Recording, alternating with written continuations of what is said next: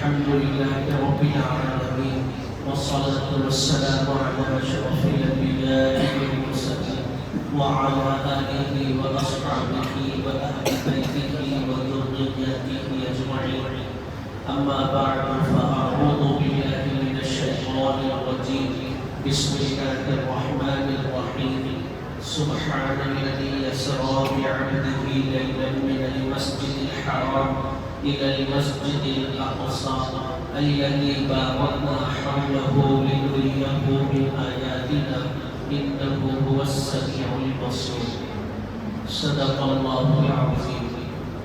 محترم بزرگوں، عزیز دوستوں، دینی بھائیوں، جیسا کہ سبھی جانتے ہیں، ہم سب یہاں جلسہ شب معراج کی عنوان سے جمع ہوئے ہیں۔ در حقیقت شب معراج عرف میں اور آپ اسے جنت کی رات کہتے ہیں، سنتے ہیں۔ حالانکہ مذہب اسلام کے اندر جاگنے کی کوئی بھی رات نہیں ہے، کسی بھی رات کو جاگنے کی رات نہیں کہا گیا، بلکہ رسول اللہ صلی اللہ علیہ وسلم کی حدیث مبارکہ ہے اور پیغمبر صلی اللہ علیہ وسلم کی سنت اور صحابہ کی صفت اور امت کو تعلیم یہ ہے، عشاء کی نماز سے پہلے رات کے کھانے سے فارغ ہو جائے اور عشاء کی نماز کے فوراً بعد سنت کے مطابق سونے کا اہتمام کرے، فجر میں بیدار ہونے کی نیت سے۔ اس میں فقہاء کرام نے ایک یہ بات بیان فرمائی کہ عشاء کی نماز کے بعد اگر کوئی بندہ امت کا کچھ دینی کتابیں پڑھنا چاہتا ہے، مطالعہ کرنا چاہتا ہے، یا دینی مجلسیں ہو، محفل ہو، درس قرآن ہو، درس حدیث ہو، تعلیم و تعلم ہو، اس کی گنجائش ہے، وہ بھی ایک حد تک ہے۔ اس کے علاوہ بقیہ اسلام میں ایسی کوئی رات نہیں ہے جو ہم سمجھتے ہیں۔ اسی لیے سب سے پہلے اس بات کو کلیئر کر لیں اور آئندہ اس کا خیال رکھیں کہ جاگنے کی رات نہ کہا جائے بلکہ شب معراج۔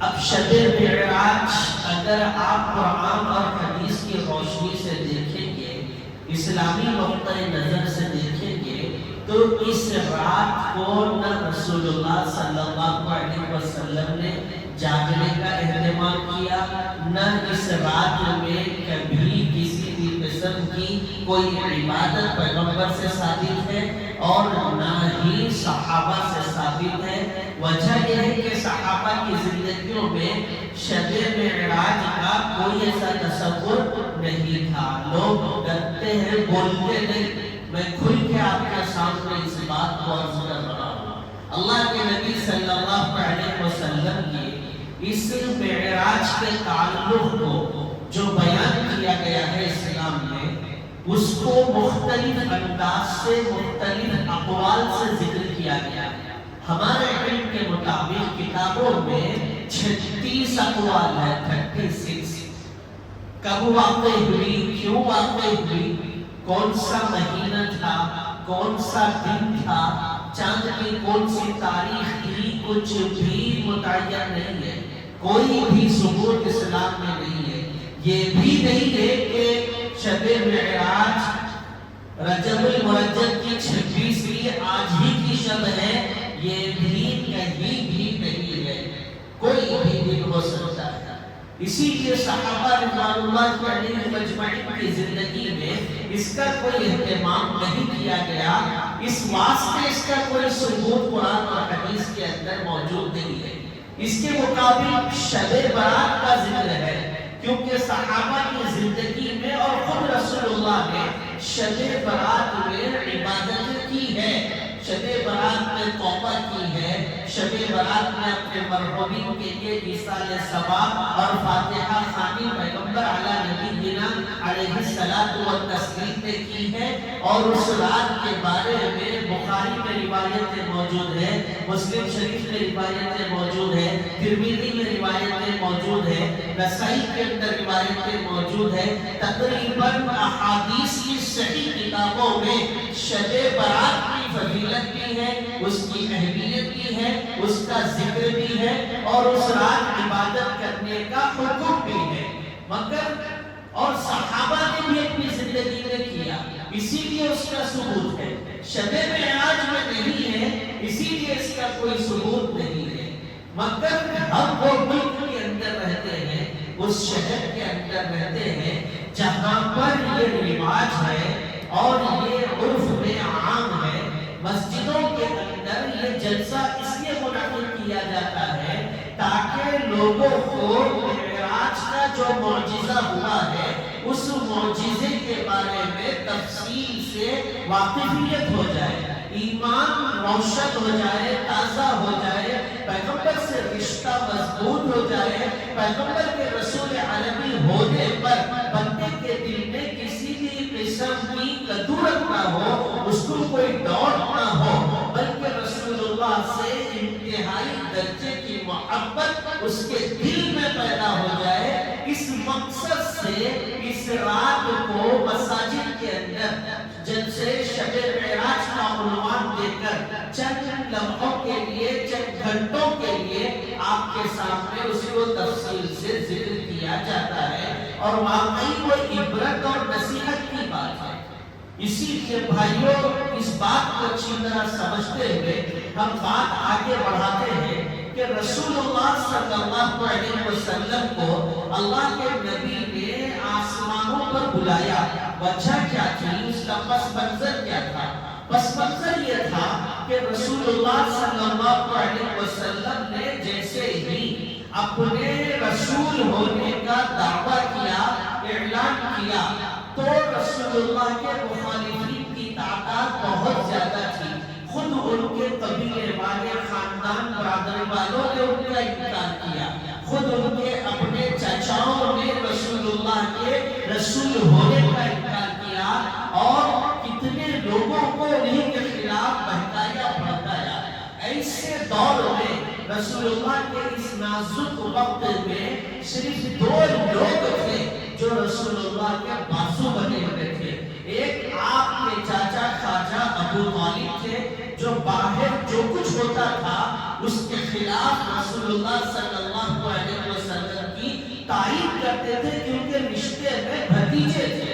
اور خواجہ ابو طالب مکہ کے بڑے سرداروں میں، بڑے لیڈروں میں شمار ہوتے تھے اور بڑے بڑے میٹنگ میں ان کی بات فیصلے کا درجہ رکھتی تھی. اسی لیے جس میٹنگ کے اندر اور جس فیصلے میں خواجہ ابو طالب ہوتے تھے وہاں فیصلے کا پورا حق انہیں کو دیا جاتا تھا. ان کے اس مرتبے اور مقام کی وجہ سے کتنے فتنے ہیں جو رسول اللہ صلی اللہ علیہ وسلم پر ڈھائے گئے، مگر انہوں نے ان فتنوں کو روکا. ایک تو یہ بازو تھا اور دوسرا بازو ام المؤمنین سیدہ خدیجہ الکبریٰ رضی اللہ عنہا تھی جو گھریلو زندگی میں پیغمبر علی نبینا علیہ السلام والتسلیم کی معاون تھی، مددگار تھی، نصرت اور حمایت اور پوری تاریخ زوجہ محترمہ کی رسول اللہ کو حاصل. اللہ کے نبی صلی اللہ علیہ وسلم ان دونوں صدموں سے گزرے. خواجہ ابو طالب بھی دنیا سے رخصت فرما گئے اور آپ کی زوجہ محترمہ ام المؤمنین سیدہ خدیجہ الکبریٰ رضی اللہ عنہا بھی دنیا سے پردہ فرما گئی. دونوں کا وصال ہوا، وفات ہوا. اب رسول اللہ کے پاس کوئی ایسا مضبوط سہارا نہیں تھا، وہ تنہے تنہا تھے، بہت غمزدہ تھے، رنجیدہ خاطر تھے. اللہ کے نبی صلی اللہ علیہ وسلم تنہائی میں اپنے آپ میں غمزدگی محسوس کیا کرتے تھے. اللہ تبارک و تعالیٰ نے آپ کے دل کو تقویت پہنچانے کے لیے، آپ کے غم کو دور کرنے کے لیے اور آپ کو قوت اور طاقت اور آپ کی مدد کرنے کے لیے اللہ کے نبی صلی اللہ علیہ وسلم کو معراج میں یعنی آسمانوں میں بلانا، جنت کا دیدار، جہنم کا دیدار کرانے کا ارادہ کیا. اب یہ تفصیلی واقعہ کیا ہے؟ مختلف صحابہ سے مختلف روایتیں موجود ہیں. صرف حضرت انس رضی اللہ عنہ سے قریب 6 سے 7 روایتیں موجود ہیں. اور ہر روایت میں کہیں نہ کہیں فرق ہے، کیونکہ واقعہ جو ہوتا ہے وہ واقعہ ہو اسی انداز سے جس طرح سنا گیا اس طرح سے سنایا نہیں جاتا۔ آپ نے مجھ سے کوئی واقعہ سنا اور آپ وہ واقعے کو اپنے کسی دوست کو سنانا چاہتے ہیں، ظاہر ہے جس انداز سے پہلے سنایا اس انداز سے آپ وہ واقعہ نہیں سنا پاتے۔ جو واقعے سے آپ نے سمجھا اپنے بولے ہوئے الفاظ سے تیسرے کو سناتے، اور وہ تیسرے نے جو سمجھا چوتھے کو سناتا۔ روایتوں میں اختلاف اسی انداز کا ہوگا، مگر میری جو نیت تھی، میرا جو مقصد تھا اور آپ کی نیت، آپ کا جو مقصد تھا اور وہ تیسرا شخص جس کا مقصد اس کی نیت سب برابر ہے، یکساں ہے۔ الفاظ میں فرق ہو سکتا ہے، بولنے میں فرق ہو سکتا ہے، وہ لہجے میں فرق ہو سکتا ہے، مگر نیت اور ارادے میں کوئی فرق نہیں ہوتا۔ اسی لیے واقعہ معراج کے سلسلے میں صحابہ کی روایتیں بہت ہیں۔ رسول اللہ کی مجلس میں جتنے صحابہ تھے اور جنہوں نے واقعہ معراج کو سنا، ہر صحابی نے اپنے انداز سے اپنے بات والوں کو بیان کیا۔ ہزاروں صفحات بھرے ہوئے ہیں صرف واقعہ معراج پر، ہزاروں صفحات، اور بہت اختلاف علماء اکرام کا، محدثین کا، امت کے اہل علم کا بہت اختلاف ہے۔ اسی لیے میں جو کچھ باتیں بتاؤں گا اس واقعے کو یقیناً کسی نہ کسی حدیث سے اس کا ضرور ثبوت ہوگا۔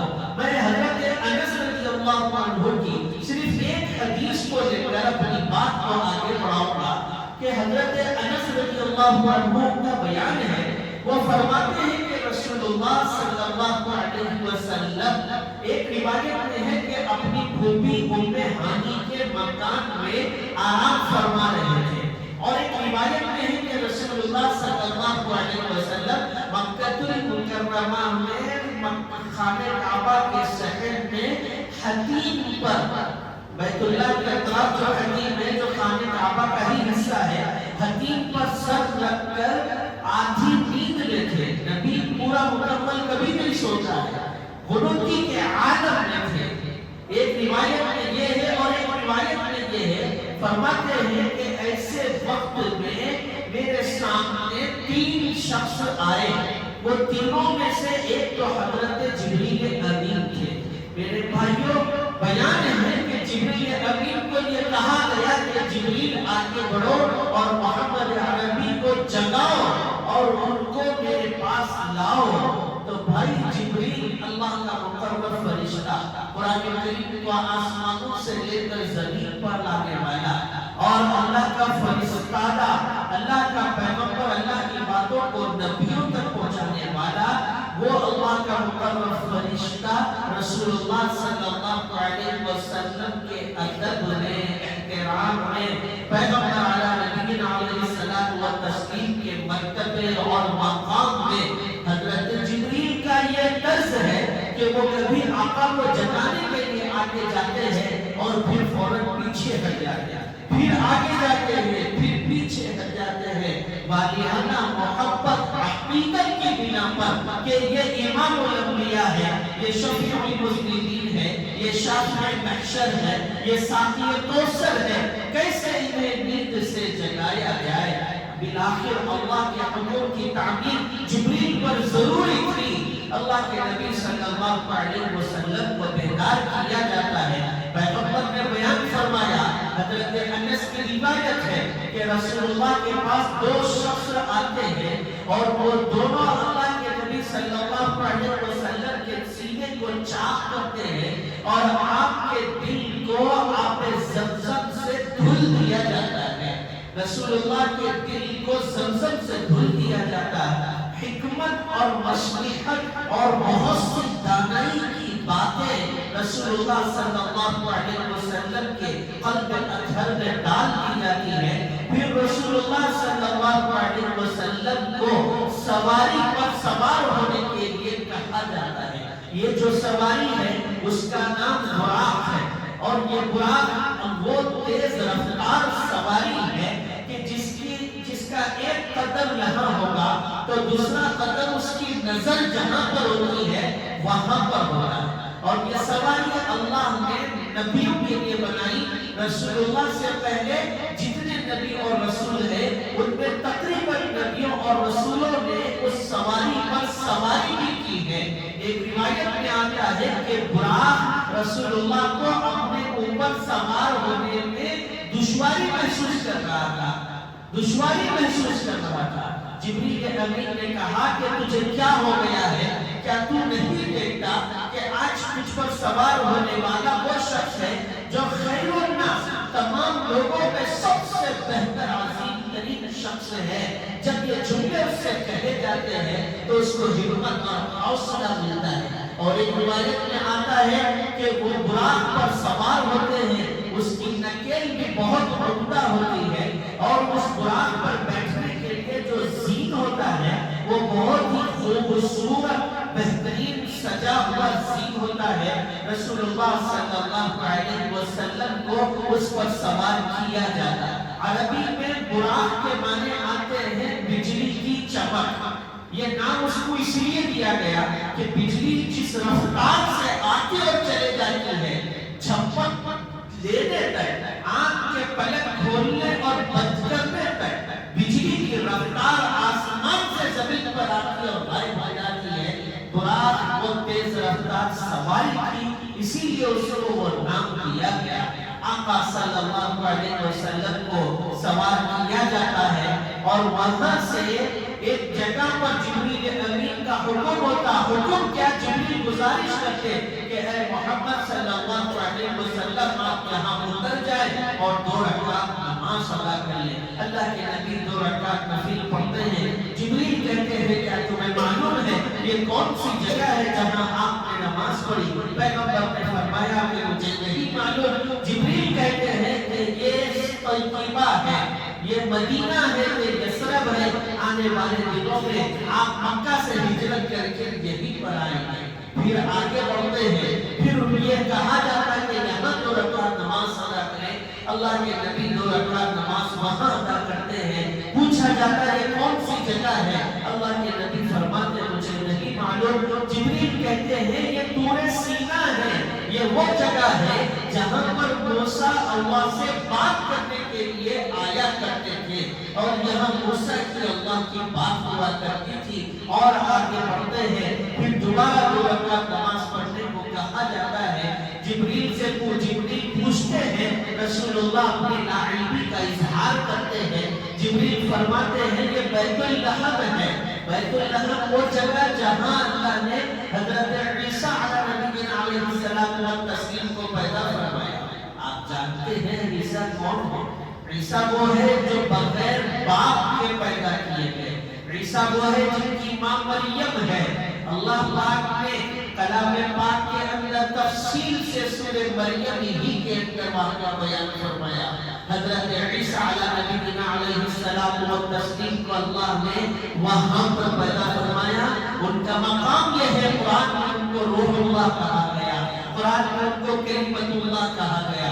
ان کا مقام یہ ہے کہ لوگ ان کی جان کے پیچھے پڑے اور وہ اللہ تبارک و تعالیٰ کے حکم سے آسمانوں پر اٹھا دیے گئے۔ عیسیٰ وہ ہے جو آئیں گے قرب قیامت، آسمان سے آئیں گے، جہاں دمشق کی جامع مسجد کے منار پر ان کا نزول ہوگا، اور دجال کو ختم کرنے والے حضرت عیسیٰ علیہ السلام والتسلیم ہوں گے۔ وہاں جہاں ان کو پیدا کیا گیا، رسول اللہ صلی اللہ علیہ وسلم نے 2 رکعت نماز ادا کی، اور پھر وہاں سے اللہ پاک کے حکم سے جبریل بیت المقدس پر لے جاتے ہیں، اور بیت المقدس پر براق کو باندھ دیا جاتا ہے۔ میرے بھائی وہاں ایک پتھر ہوتا ہے، روایتوں میں آیا کہ اس پتھر کے اندر براق کو باندھنے کی نکل ڈال کر باندھنے کا سوراخ تھا، مگر اتنا عرصہ ہو گیا تھا کہ وہ سوراخ بند ہو گیا تھا۔ جبریل امین نے اپنے انگلی سے اشارہ کیا اور وہ سوراخ بنایا، اور وہاں براق کی نکل کو باندھ دیا گیا، اور یہ اللہ کا مقرب فرشتہ اور یہ اللہ کا آخری نبی محمد عربی صلی اللہ علیہ وسلم بیت المقدس جو فلسطین کے اندر ہے، جس کا تذکرہ امت کا بچہ بچہ جانتا ہے، جہاں کی خون خرابی، فساد، تباہی کے بارے میں امت کے بچے بچے کو علم ہے۔ وہ سرزمین انبیاء کی سرزمین، وہ سرزمین حضرت ابراہیم کی سرزمین، وہ یوسف علیہ نبینا علیہ السلام والتسلیم کی سرزمین، وہ نبیوں کی سرزمین، اور نبیوں کے اس شہر کے اندر بم بارود ڈال کر ظالموں نے تباہ اور برباد کرنے کی کوششیں صرف آج سے کل سے 10 سال پہلے سے نہیں، بلکہ رسول اللہ صلی اللہ علیہ وسلم کے دور سے پہلے سے بھی ہوا کرتی تھی۔ میرے بھائیوں، یہاں ایک نقطے کی بات میں آپ سے عرض کروں گا، وہ یہ ہے کہ دیکھو اللہ کا مقرر فرشتہ جبریل ہے، اللہ کا سب سے آخری نبی محمد عربی ہے، اس کے باوجود وہ براق کو باندھنے کی ضرورت پیش آئی، معلوم ہوا کہ باندھنے کی ضرورت اور سبب پیش آیا، اس کے بعد انہوں نے اللہ پر بھروسہ کیا۔ آج ہمارا حال کیا ہے؟ ہم سبب کو نہیں دیکھتے ہیں، بس اللہ کا دینا کہیں سے بھی، اللہ لالی کا کہیں سے بھی، اللہ ہے چھڑانے والا، اللہ ہے ملانے والا، اللہ ہے دینے والا، اللہ چاہا تو میرا قرضہ ختم ہو جاتا، اللہ چاہا تو میرا مکان باقی رہتا، اللہ چاہا تو میری دکان چلتی، اللہ چاہا تو میرے صحت مند ہو جاتا۔ یہ باتیں کرنے کا نہیں ہے، آپ سبب کو تلاش کریں، سبب اختیار کریں، اس کے بعد مسبب جو اللہ رب العالمین ہے، جو مسبب الاسباب ہے، ان پر بھروسہ کریں۔ یہ توکل ہے، اس کا نام بھروسہ نہیں۔ چلو اللہ پہ بھروسہ ہے، اسی لیے ہم قیمتی چیزیں بھی چھوڑ دیتے ہیں۔ اللہ پہ بھروسہ کیا، کیا بسم اللہ بول کے شٹر اٹھایا تو کیا شٹر تھوڑی چلنے والا، دکان تھوڑی ہی آپ کی چمکنے والی ہے۔ بھائی آپ روٹی روزی اختیار کرنے کے جو آداب ہیں اور اپنی حفاظت، اپنی سلامتی کا جو طرز اسلام نے بتایا ہے، اس کو اختیار کریں۔ آپ بیمار ہیں، بستر پر پڑے ہوئے، اللہ چاہا تو ٹھیک ہو جاؤ، ایسا نہیں، آپ دوا، علاج، معالجہ، ڈاکٹر کو تو اپنے پاس بلائیں۔ یہاں اللہ کا مقرر فرشتہ جبریل جو قرآن کو لے کر آنے والا، اللہ کا نبی آخری الزمان محمد عربی رسول اللہ، وہ موجود ہے۔ انہوں نے اپنے براق کے لیے، اپنے سواری کے لیے بھی اس کی نکیل کو باندھنے کے لیے سوراخ ڈال کر کے باندھا۔ اس کے بعد اللہ کی ذات پر توکل کیا، اعتماد اور بھروسہ کیا۔ میرے بھائی، اللہ کے نبی مسجد اقصی کے اندر پہنچتے ہیں، دیکھتے ہیں کہ ایک صاحب نماز پڑھ رہے ہیں، اور وہ صاحب حضرت موسیٰ علیہ السلام والتسلیم ہے، اور ان کے بارے میں رسول اللہ نے فرمایا وہ دبلے ہیں، وہ پتلے ہیں، اور ان کے بال گھنگریالو ہیں۔ پھر آگے بڑھ کر دیکھتے ہیں کہ بزرگ صفت ہے، نماز پڑھ رہے ہیں، اور ان کے بارے میں فرمایا کہ وہ ابراہیم خلیل اللہ ہے، اور وہ عام انسانوں جیسی مشابہت اختیار کیے ہوئے ہیں۔ اللہ کے نبی صلی اللہ علیہ وسلم فرماتے ہیں اتنی دیر میں نماز کا وقت ہوتا ہے، اور نماز پڑھانے کے لیے جبریل امین مجھے آگے کرتے ہیں، اور میں نماز پڑھانے کے لیے بحیثیت امام آگے بڑھ کر نماز پڑھاتا ہوں، اور جب میں نماز سے فارغ ہو کر پیچھے دیکھتا ہوں تو کیا دیکھتا ہوں؟ نبیوں کی صفیں لگی ہوئی ہے، آدم سے لے کر مجھ تک جتنے نبی اور رسول آئے سب میری اقتداء میں نماز پڑھ رہے ہیں۔ یہ مقام مصطفیٰ ہے، یہ مقام مصطفیٰ ہے، یہ شان مصطفیٰ ہے، اسی لیے آپ کو امام الانبیاء کہا گیا۔ آپ کی شان یہ کہ آپ نبی امی ہیں، مگر امامت کا مسئلہ آیا، آدم نے وہ ہمت نہیں، ابراہیم خلیل اللہ نے وہ طاقت نہیں، عیسیٰ روح اللہ نے نہیں، اسماعیل خلیل اللہ نے نہیں۔ کتنے نبی آئے اور گئے، کتنے رسول آئے اور گئے، جنہوں نے اپنی قوموں کے لیے کیا کچھ نہیں کیا، مگر امامت کا مسئلہ آتا ہے تو یہ آمینہ کے لال، یہ عبداللہ کے لخت جگر، یہ عبد المطلب کے نور قدر، جو یتیم بچہ ہے جس کے بچپن میں باپ کا سایہ اٹھا دیا گیا، 6 سال کی برس میں ماں کی ممتا اور آنچل سے محروم کر دیے گئے، 12 سے 13 سال کی برس میں آپ اپنے چچا کی شفقت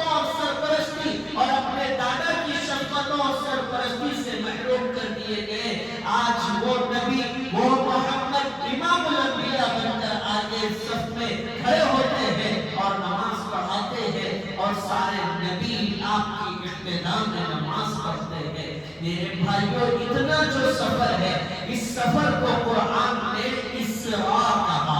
12-15 تک سورہ بنی اسرائیل کی جو ابتدائی آیتیں ہیں، سبحان الذی اسریٰ بعبدہ لیلا من المسجد الحرام الی المسجد الاقصیٰ، بہت ہی بابرکت ہے وہ ذات جس نے اپنے بندے کو مسجد حرام سے مسجد اقصیٰ لے گیا۔ اسریٰ راتوں رات لے گیا۔ مسجد حرام بہت ہی متبرکت جگہ، اتنی متبرکت جگہ، آقا نے فرمایا وہاں ایک نماز ادا کرنا 1,00,000 نماز ادا کرنے کے برابر اجر و ثواب۔ آقا نے فرمایا کہ مدینہ جو میری مسجد ہے، وہاں پر ایک نماز ادا کرنا 1,000 نماز ادا کرنے کے برابر۔ بیت المقدس جو نبیوں کی مسجد ہے، وہاں پر نماز ادا کرنا 500 نماز ادا کرنے کے برابر اجر و ثواب دیا جائے گا۔ رسول اللہ کا سفر کتنی مبارک جگہ سے ہوا، درمیان میں 2 رکعت نفل نماز کتنی مبارک جگہ پڑی، اور آپ کے سفر کا اختتام دنیاوی حیثیت سے جہاں پر ہوا، وہ ملک شام، وہ فلسطین کی سرزمین، وہ اقصیٰ کی مسجد ہے۔ میرے بھائی، بتایا گیا روایتوں میں کہ رسول اللہ کے سامنے 2 تشت لائے گئے، ایک پیالہ تھا، ایک تشت تھا جس کے اندر دودھ تھا، اور دوسرے کے اندر ایک روایت کے مطابق شہد تھا، دوسری روایت کے مطابق شراب تھا۔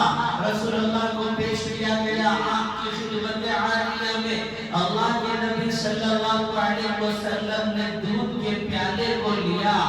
حضرت جبریل امین نے جو کہا ہے وہ آپ کو سناؤ، آپ توجہ سے سنے۔ جبریل امین نے کہا کہ اے محمد صلی اللہ علیہ وسلم، آپ نے بہت ہی بہترین چیز کا انتخاب کیا ہے، آپ نے درست چیز کا انتخاب کیا، لہذا آپ کی امت گمراہی کا شکار نہیں ہوگی، آپ کی امت فساد کا شکار نہیں بنے گی، آپ کی امت عذاب کا باعث نہیں بنے گی۔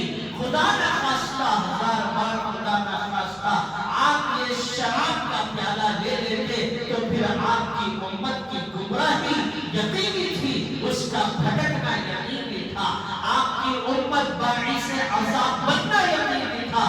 جس طرح سابقہ نبیوں کی قوموں پر عذابات آئے ہیں، وہ عذاب کا مستحق بننا ضروری تھا۔ میرے بھائی، آج جو کچھ اس کا ہے، جو کچھ ہم نیکی کرتے ہیں، جو کچھ ہم عبادتیں کرتے ہیں، اور جو کچھ خیر اور بھلائی کے کام ہم انجام دیتے ہیں، یہ صدقہ ہے، یہ وسیلہ ہے۔ وہ کالی کملی والے، وہ محمد خضرا کے نبی، تاجدار مدینہ، شہید شاہ مطہر احمد مجتبی محمد مصطفیٰ صلی اللہ علیہ وسلم کا، اللہ کا وہ نبی اس واقعے کے اندر دودھ کا پیالہ نہیں منتخب کرتا تو آج ہم کہاں ہوتے؟ امت کا شیرازہ پتھر پتھر ہو جاتا اور بھٹک جاتا، اور امت کے اندر خیر کی کوئی جماعت نہیں ہوتی۔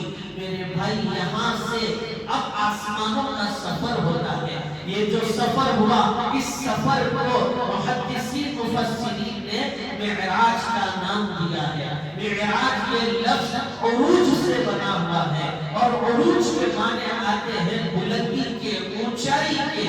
چونکہ رسول اللہ کو زمین سے آسمانوں کی بلندی پر لے جایا گیا تھا، اسی لیے اللہ کے نبی کے اس سفر کو سفر معراج کہا گیا۔ اور معراج کا دوسرا معنی عربی اعتبار سے زینے اور سیڑھی کے ہے۔ زینہ اور سیڑھی کا استعمال ہم جو کرتے ہیں وہ نیچے سے اونچائی کی طرف چڑھنے کے لیے کرتے ہیں۔ چونکہ رسول اللہ کو زمین سے آسمان پر، آسمان کی بلندیوں پر لے جایا جا رہا تھا، اسی لیے تاریخ نے اور سیرت نگاروں نے اسے معراج کا نام دیا۔ میرے بھائی، جبریل امین براق پر سوار کر کے رسول اللہ کو آسمانوں کی طرف لے جاتے ہیں۔ یہاں سفر کا دوسرا حصہ، پہلے آسمان پر دستک دی جاتی ہے۔ آسمان کے جو داروغے ہیں، آسمان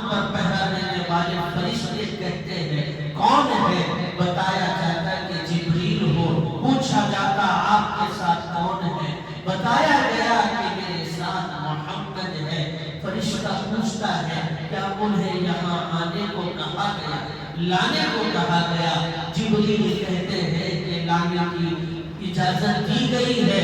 فرشتہ فوراً پہلے آسمان کے دروازے کو کھولتا ہے، السلام علیکہ ایھا النبی کہتا ہوا رسول اللہ کا استقبال کرتا ہے۔ بھائی روایتوں میں آیا کہ پہلے آسمان پر اللہ کے نبی دیکھتے ہیں کہ ایک صاحب ہیں، کبھی وہ اپنے سیدھی طرف دیکھتے ہیں تو خوش ہوتے ہیں، ہنستے ہیں، تبسم ان کے ہونٹوں پر ہوتا ہے، اور دوسرے بائیں طرف دیکھتے ہیں تو روتے ہیں، آنکھوں سے آنسو بہتے ہیں۔ اللہ کے نبی ان صاحب سے ملتے ہیں اور جبریل سے پوچھتے ہیں کہ یہ کون ہے، اور وہ صاحب بھی اپنے نبی صلی اللہ علیہ وسلم کا استقبال کرتے ہوئے کہتے ہیں کہ میرے نیک بیٹے اور نیک نبی ہو تم۔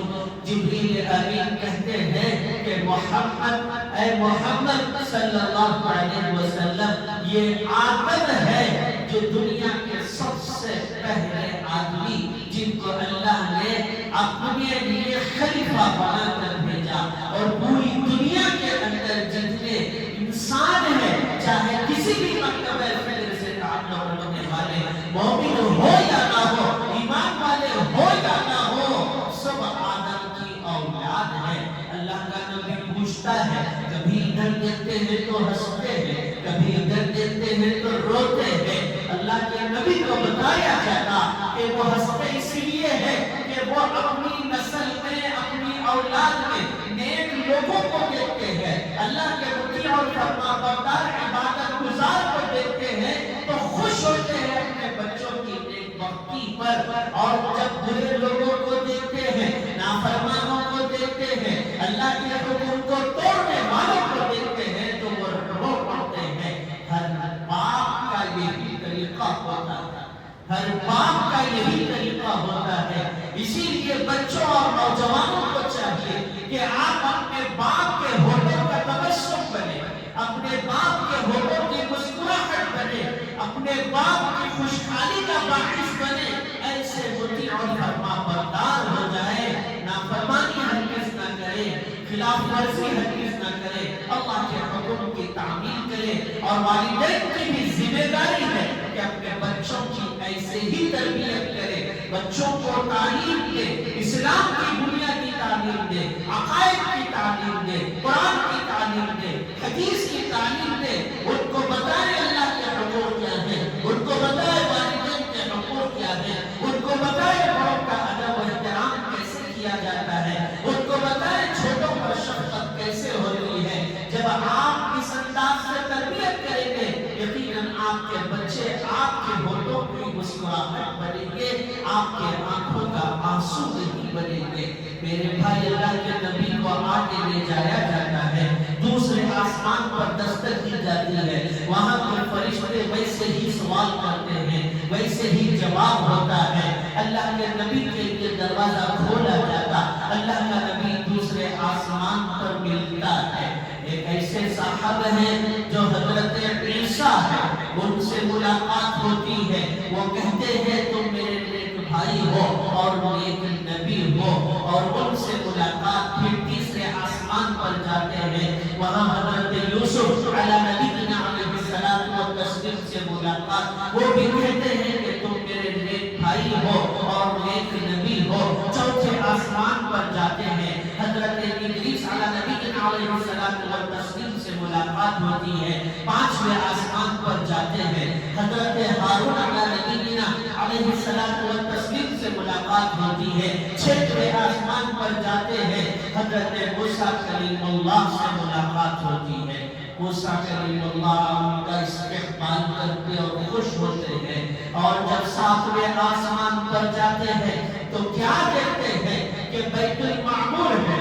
آپ کو معلوم ہونا چاہیے بیت المعمور ایک وہ اللہ کا گھر ہے جو خانہ کعبہ ہے، جو حرم شریف ہے، جہاں پر طواف کرتا ہے حاجی، جہاں پر طواف کرتا ہے معتمر، اس بیت اللہ کے بالکل سین میں، بالکل اپوزٹ میں، آسمانوں میں اللہ نے ایک گھر بنایا، اس گھر کا نام بیت المعمور ہے۔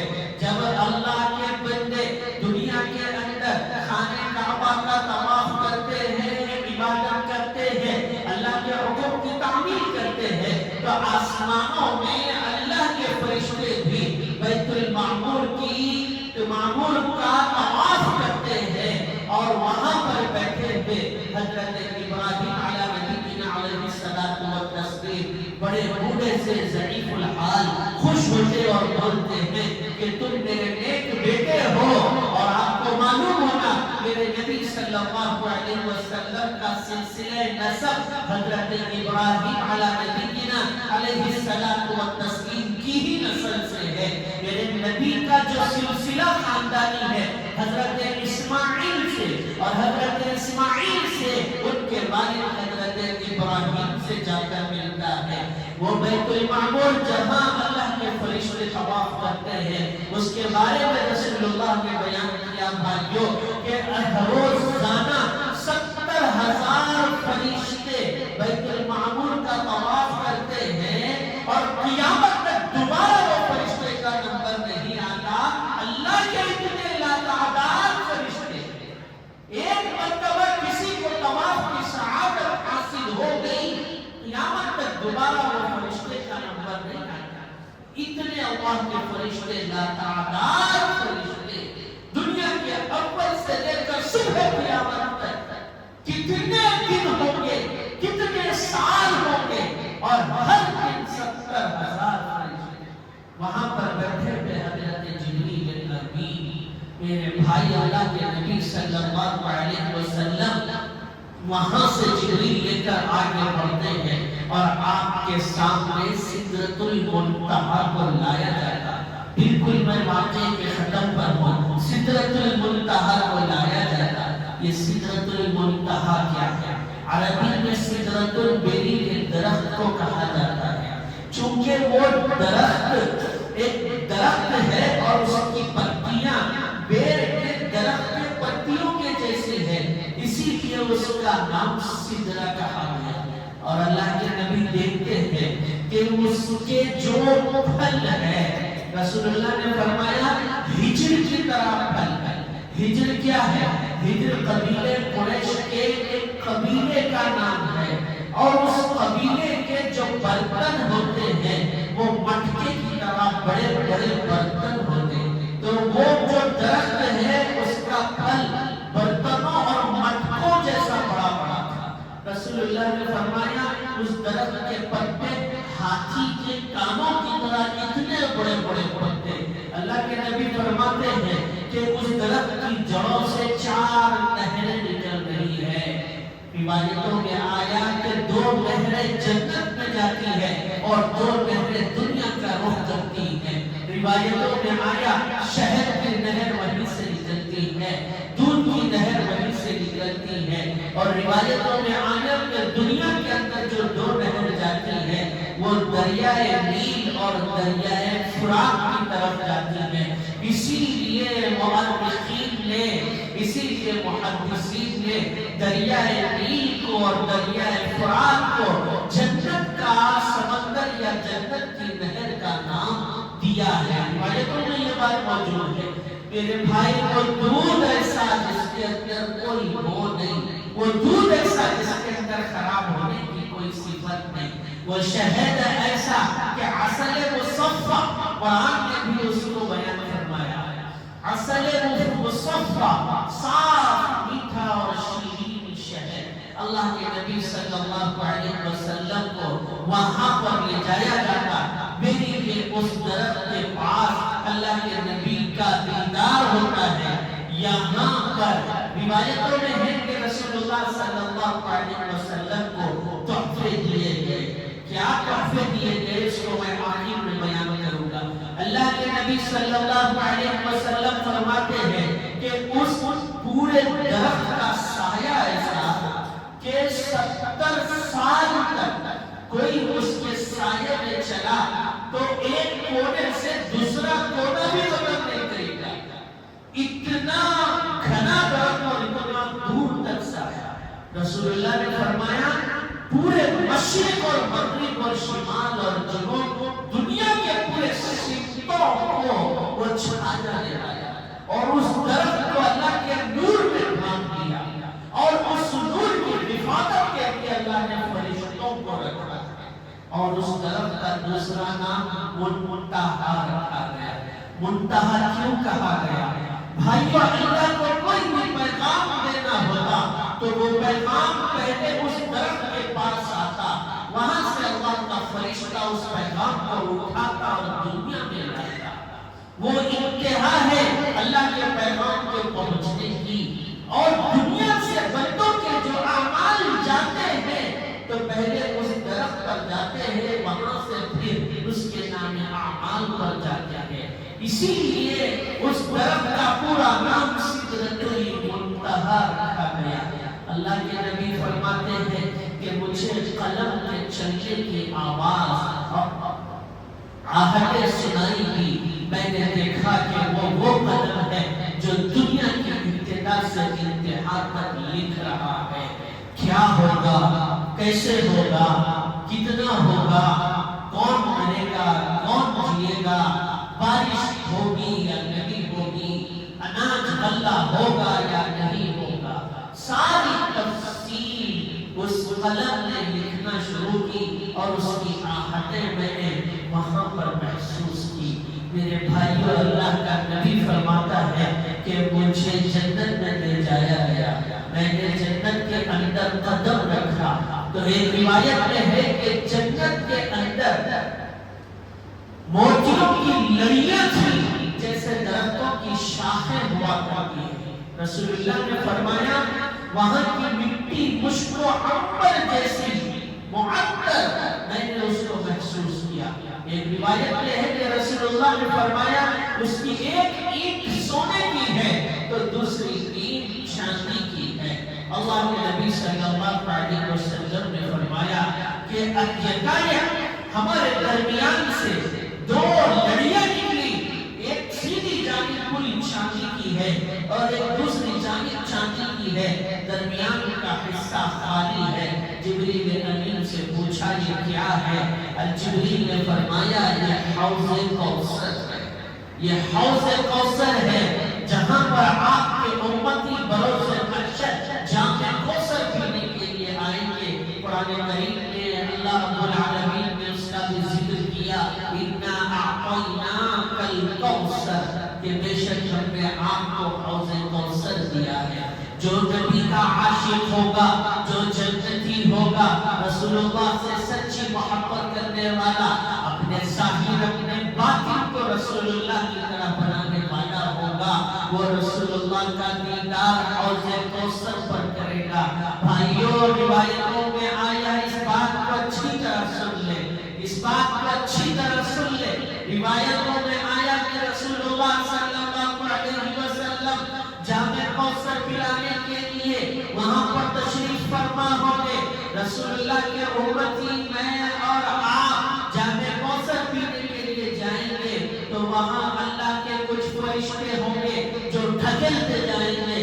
رسول اللہ کہیں گے اسے آنے دو، یہ میرا امتی ہے، اسے آنے دو، یہ میرا امتی ہے۔ وہ فرشتے ڈھکیلتے جائیں گے اور بولیں گے کہ محمد یقیناً یہ آپ کا امتی ہے، مگر آپ نہیں جانتے آپ کے دنیا سے پردہ فرمانے کے بعد اس نے آپ کے لائے ہوئے دین کے اندر نئی نئی چیزیں پیدا کی، بدعات کو اس نے جنم دیا، خرافات کو اس نے جنم دیا، دین کے اندر جو نہیں ہے اس نے یہ سب کچھ کیا۔ آج اس کے ذریعے جام کوثر نہیں ہے، اللہ کا نبی بھی کہے گا اس کو میرے آنکھوں سے ہٹا۔ تو بدعتی کی اس سے بڑی بدنصیبی کیا ہوگی؟ بدعتی کی اس سے بڑی بدنصیبی کیا ہوگی؟ جو بھائی اسی لیے تو کہا جاتا، لوگ کو بولتے ہیں تو غلط سمجھتے ہیں، غصہ ہو جاتے ہیں۔ بھائی آپ قرآن اور حدیث کو سیکھیں، بولنے والے کوئی آپ کے دشمن نہیں، بولنے والے کوئی آپ سے اختلاف کرنے والے نہیں ہیں۔ یقیناً علم نہ ہونے کی وجہ سے، لا علمی کی وجہ سے بہت سی چیزیں ہمارے معاشرے اور سماج کے اندر، ہماری نسلوں کے اندر اور ہمارے آبا و اجداد نے کی ہے، مگر جب علم آپ کے سامنے ہے، قرآن آپ کے سامنے ہے، حدیث آپ کے سامنے ہے، بتانے والے موجود ہیں، محدثین موجود ہیں، مفسرین موجود ہیں، اس کے باوجود بھی آپ نظر انداز کر کے بدعت پر بدعت کریں گے اور خرافات پر خرافات کریں گے۔ مجھے کہنے دیجئے، اگر آپ اجازت دیں گے اور غصہ نہیں ہوں گے تو میں بولنا چاہوں گا، دعوتوں کی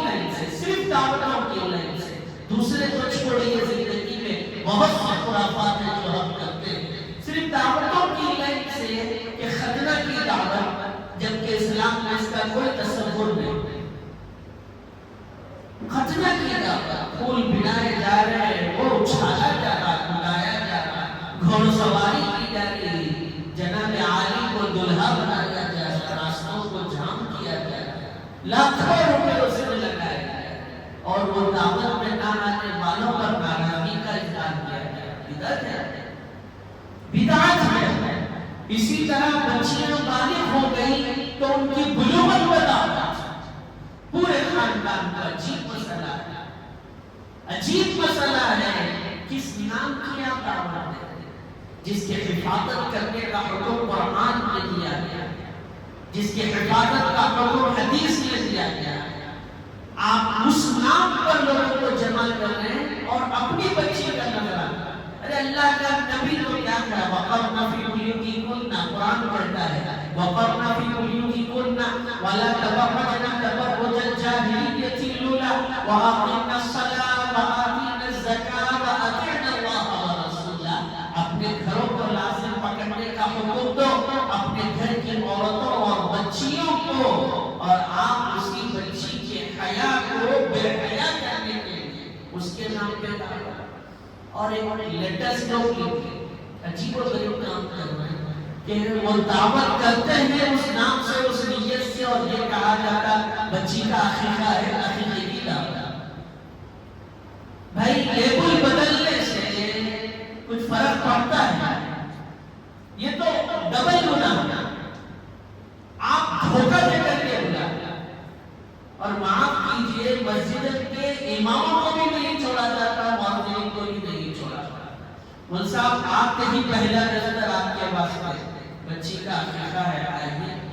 امام صاحب کو کیا معلوم، مؤذن صاحب کو کیا معلوم، بھائی ہمیشہ نماز پڑھنے والے مصلی آئے، اور اچھا جو مصلیوں میں سے کوئی ہوتا اس وقت تو نہیں بولتا، دوسرے دن بولتا امام صاحب آپ کو بیمار ہو گئے، ایسا ہے کیا؟ امام صاحب پریشان، اس وقت تو بولے کوئی ہمت نہیں۔ عجیب و غریب ماحول ہم نے ہوتا ہے۔ شادی سے پہلے کتنی دعوتیں، منہ میٹھا ایک دعوت، پاؤں میں اس کا رسم ایک دعوت، مہندی کی رسم ایک دعوت، نکاح ولیمے کے بعد جمعیوں کا مسئلہ، ادھر سے ادھر جاؤ، ادھر سے یہ چل لیتے ہیں، کبھی یہاں کبھی وہاں۔ اچھا جتنے جھگڑے ہوتے ہیں انہی رسم و رواجوں میں ہوتے ہیں۔ وہ چوڑی صحیح نہیں تھی، سینڈل صحیح نہیں تھی، لائے تو کب لائے، کوئی رات ہو گئی، صبح سے سوئے تھے کیا، بچی والے الیکشن میں شکایت ہے، وہ دل میں رکھ لیتے، وہی رہتا جو شادیوں میں نکالتے ہیں، جو ولیمے میں نکالتے ہیں، پہلے کا بھرا ہوا رہتا وہاں جا کر کے نکالتے، اور پورے پلان سے، پورے پلان سے۔ پھر یہ بولتے آج تک کوئی دعوت دیکھا ہی نہیں بغیر شادی، بغیر لڑائی کی کوئی دعوت دیکھا ہی نہیں، ہر شادی میں لڑائی بھائی، سننے کو نہیں آیا نہیں ہوتا بھائی، سب سے بڑے فسادی ہم ہیں اور تباہی کا ذریعہ ہم ہیں۔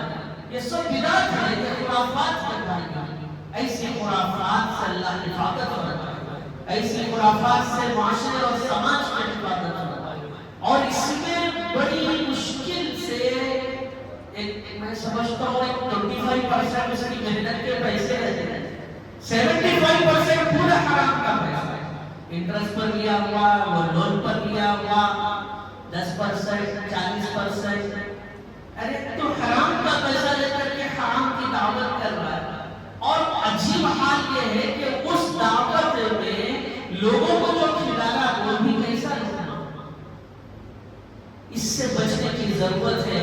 اللہ کا نبی فرماتا ہے کہ جامع کوثر پر ایسے بدعتی کو ہٹا دیا جائے گا، نبی کہیں گے کہ یہ میرے سامنے آ رہا۔ اب اس لائن سے آپ دیکھتے جائیں گے جو کچھ بھی ہے، اللہ کے نبی صلی اللہ علیہ وسلم آگے بڑھتے ہیں، جنت کا دیدار ہوتا ہے، اور وہاں جنت کی نہریں بتلائی جاتی ہیں، اور جنت کے اندر شہد کی، دودھ کی مختلف چیزیں، وہاں کی نعمتوں سے رسول اللہ کو لایا جاتا اور جہنم کی طرف لے جایا جاتا، اور جہنم کے اندر رسول اللہ صلی اللہ علیہ وسلم دیکھتے ہیں کہ کہ کچھ لوگ ہیں جن کی مغفرت نہیں کی جاتی، اور وہ لوگ ہیں جو آگ کے اندر ہمیشہ سے جلنے والے، ہمیشہ سے آگ کے ایندھن بننے والے، جبریل امین کہتے ہیں کہ یہ آپ کی امت کے وہ لوگ ہیں جنہوں نے اللہ کی ذات میں شریک ٹھہرایا،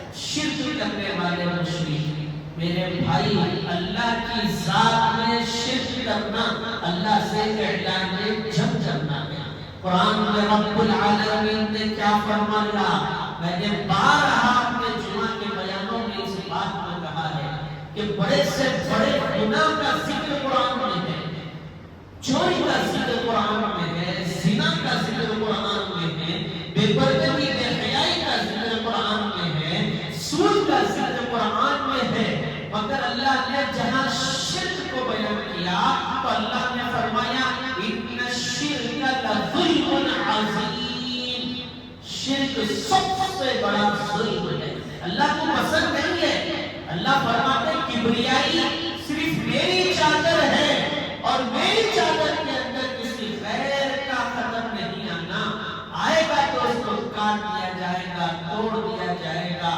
اللہ نے فرمایا ان اللہ لا یغفر ان یشرک بہ ویغفر ما دون ذلک لمن یشاء، کہ بڑے سے بڑے گناہ زمین کے ذرات کے برابر گناہ لے کر آ، سمندر کی مچھلیوں کے برابر گناہ لے کر آ، بلوں کی چوٹیوں کے برابر گناہ لے کر آ، درختوں کے پتوں کے برابر گناہ لے کر آ، اللہ کہتے ہیں میری عزت اور جلالت کی قسم ہے میں تجھے معاف کروں گا، مگر شرک کو لے کر آئے گا تو پھر تو میرے قہر کا سامنا کرے گا، تیرے لیے کوئی معافی نہیں۔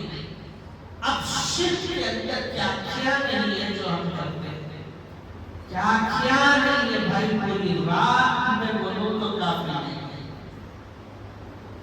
خود کرتے ہیں اور کرواتے ہیں۔ مجھے رونے کا مقام ہے معصوم بچوں سے بھی کرواتے ہیں، جو بچے دین کو نہیں جانتے، جن بچوں کو معلوم نہیں کہ اللہ کے احکامات کیا ہے، ان بچوں سے بھی شرک کرواتے ہیں۔ کیسا تو باپ ہے اللہ سے اعلان جنگ کروا رہا ہے اپنے معصوم بچے سے، اور بولو تو برا لگتا ہے، غصہ آ جاتا ہے، اور وہ کھل کر کے بولو تو ناراض ہو جاتے ہیں، اور پھر کوئی پروپیگنڈا شروع کر دیا جاتا ہے۔ میرے بھائیوں، شرک سے توبہ کرو، شرک سے توبہ کرو، معافی مانگو اللہ سے، ہمارا کوئی گھر اس سے محفوظ نہیں، آگ میں نمک کے برابر بھی نہیں ہے جو لوگ شرک سے بچنے والے ہیں۔ فوراً کچھ بھی ہمیں ضرورت ہوتی ہے، بچے کا نقصان، کاروبار کا نقصان، طبیعت خراب، بیمار ہے، کچھ بھی ہوا، فوراً ہم کسی نہ کسی کے پاس اور کسی نہ کسی کے در پہ جا کر دستک دینے شروع کر دیتے ہیں، جبکہ وہ خود اللہ کے محتاج۔ قرآن کیا کہتا ہے؟ یا ایھا الناس انتم الفقراء الی اللہ، کہ لوگوں تم سب اللہ کے محتاج ہو۔ الی الرسول بھی نہیں کہا کہ تم سب رسول کے محتاج ہو، یہ بھی نہیں کہا۔ اللہ کے بعد اس روئے زمین پر اگر کوئی ہستی محتشم قبلہ محترم ہے تو وہ سرور عالم صلی اللہ علیہ وسلم ہے۔ اللہ نے یہ بھی نہیں کہا کہ دیکھو تم رسول کے محتاج ہو، اللہ نے کہا کہ تم اللہ کے محتاج ہو۔ اور نبی نے کیا فرمایا کہ جوتے کی ڈوری اور تسمہ بھی ٹوٹ جائے تو اللہ سے مانگنے والے بنو، اللہ کے غیر سے مانگنے والے نہ بنو۔ پیغمبر کا یہ بیان ہے، رسول اللہ صلی اللہ علیہ وسلم نے اس سے توبہ کی، اللہ کے نبی صلی اللہ علیہ وسلم نے اس کے بارے میں بیان کیا اور بتلایا کہ یہ شرک بہت ہی خطرناک چیز ہے۔ تو رسول اللہ کہتے ہیں کہ جہنم میں نے دیکھا ان کے لیے معافی نہیں ہے، روایتوں میں یہ بیان ہے۔ اس کے علاوہ بہت سی کتابوں کے اندر، بہت سے بزرگوں کے تحریروں کے اندر بہت سے واقعات آئے۔ بے نمازی کے لیے سزا بتائی گئی کہ جب بے نمازی اللہ کے نبی نے دیکھا جہنم کے اندر کہ کچھ لوگ ہیں جن کے سر کو کچیلا جا رہا، بڑا پتھر آتا ہے، سر پہ ڈال دیا جاتا ہے، سر کچلا جاتا ہے، وہ پتھر ہٹ جاتا ہے، پھر سر سیدھا ہو جاتا ہے، صبح قیامت تک اس کے ساتھ یہ معاملہ۔ اللہ کے نبی نے فرمایا کون؟ تو کہا جبریل امین نے یہ آپ کی امت کے وہ لوگ ہیں جو نماز نہیں پڑھتے، نماز نہیں پڑھتے، بے نمازی ہے، جن کا یہ حال معراج میں اللہ کے نبی نے دیکھا۔ بھائی بے نمازی بننے سے توبہ کریں، یہ عہد کر لیں، یہ ارادہ کریں، اگر آپ کے دل میں رسول اللہ سے محبت ہے، اللہ کا رحمتی برابر میں ڈر خوف ہے، تو آپ توبہ کریں کہ اللہ میں نمازی بنوں گا۔ آپ سوچیں آپ پر نماز فرض ہوئی کتنے سال میں، کتنے برس گزرے، اور کتنے برسوں میں، اتنے سالوں میں ہم نے کتنی نمازیں پڑھی؟ ایک جمعہ کی نماز پڑھتے ہیں، ایک عید کی نماز۔ جمعہ کی نماز پڑھنے والوں کی تعداد سے عید کی نماز پڑھنے والے دو گنا، جو فرض نمازیں ہیں، جبکہ عید کی نماز واجب ہے، واجب ہے جو فرض سے ایک کم درجہ ہے، اور جو فرض نماز روزانہ ہے اس کو چھوڑ دیا جاتا ہے۔ یہ بہت ہی غلط بات ہے، اس کا اہتمام کیجیے۔ یاد رکھیے مومن ایک مسلمان کی طاقت اگر ہے تو وہ نماز ہے۔ اللہ کے نبی نے فرمایا نماز پڑھنے والا اللہ سے بات کرنے والا ہے۔ تو رسول اللہ کو جو 3 تحفے دیے گئے، ان 3 تحفوں میں سب سے پہلا تحفہ نماز کا تحفہ تھا۔ 50 نمازیں اللہ کے نبی کو لے کر کے بھیجا۔ حضرت موسیٰ نے روک لیا کہ بھائی کیا بات ہے، کہا کہ مجھے میری امت کو 50 نمازیں مل گئی۔ تو موسیٰ نے کہا کہ میں نے بہت کوشش کی، یہ لوگ مانتے نہیں، پڑھتے نہیں، آپ جائیں اور کم کرا لیں۔ اللہ کے نبی گئے اور گزارش کی، 5 نمازیں کم ہوئی، آتے رہے، موسیٰ بولتے رہے، جاتے رہے، 9 دفعہ چلے گئے۔ 10ویں دفعہ بھی موسیٰ نے روکا اور کہا کہ جائیں اور بولیں کہ 5 نمازیں بھی نہیں ہوگی۔ اللہ کے نبی نے فرمایا مجھے میری امت پر بھروسہ تھا، اب مجھے حیا آتی ہے، اب مجھے شرم آتی ہے کہ اس سے بھی کم میں جا کر کراؤں۔ میرے بھائی کیا آپ رسول اللہ کو رسوا کرنا چاہتے ہیں؟ نبیوں کے نبی کو رسوا کرنا چاہتے ہیں؟ آپ سوچیں کل بروز محشر اللہ کے نبی صلی اللہ علیہ وسلم کے سامنے رسوائی ہوگی اور بے نمازی بن کر ہم پہنچیں گے، اور سب سے زیادہ کثرت تعداد بے نمازی کی ہوگی، تو کیا حال ہے؟ تو فوراً آواز آتی ہے کہ اے محمد، یقیناً 5 نمازیں تمہاری امت کو دی جا رہی ہے، مگر ہم جو فیصلہ دیتے ہیں اس میں تبدیلی نہیں ہوتی۔ وہ پڑھیں گے 5 نمازیں، مگر 50 نماز کے برابر ان کو ثواب دیا جائے گا۔ ایک نیکی کریں گے تو 10 گنا کر کے ان کو ثواب دیا جائے گا۔ اور کتنا لطف و کرم چاہتے ہیں؟ ہے کوئی ایسا سودا کرنے والا تو بتائیں، بازار کھول لے دنیا کی، ہے کوئی ایسا تاجر جو بتائے جس کی تجارت کو اس انداز سے کرتا ہو، 1 لے کر کے 10 دینے والا ہے کوئی؟ پوری دنیا کے بازار آپ چھان لیں، کہیں بھی ایسا تاجر نہیں ملے گا، کہیں بھی ایسا سودا کرنے والے نہیں ملیں گے۔ یہ صرف اور صرف اللہ کی ذات ہے بھائی۔ اگر آپ یہاں بھی کبھی کوتاہی کریں گے تو پھر کس منہ سے آپ خیر کے لیے دعا کرتے ہیں، کس لیے آپ جنت میں جانے کے لیے دعا کرتے ہیں؟ بہت ہی افسوس کی بات ہے۔ یہ پہلا تحفہ۔ اور دوسرا تحفہ جو دیا گیا وہ تشہد، التحیات للہ والصلوات والطیبات، السلام علیک ایھا النبی ورحمۃ اللہ وبرکاتہ۔ میں نے کہا کہ سدرۃ المنتہا تک رسول اللہ کو لے جایا گیا، تو وہاں اللہ کے نبی سے یہ حکم ہوا کہ آپ آگے بڑھیں، اور اس سے آگے آپ بھی جا سکتے ہیں۔ پیغمبر علیہ السلام آگے بڑھے، جبریل امین پیچھے رہے۔ یہ میرے نبی کا مرتبہ اور مقام ہے۔ اللہ کا مقرب فرشتہ جبریل بھی سدرۃ المنتہا پر جا کر رک جاتا ہے۔ اس سے بھی آگے جانے والی ذات بابرکت اگر کوئی ہے تو وہ آمنہ کے لال عبداللہ کے رحمت جگر آپ کے نبی، میرے نبی محمد عربی صلی اللہ علیہ وسلم ہے۔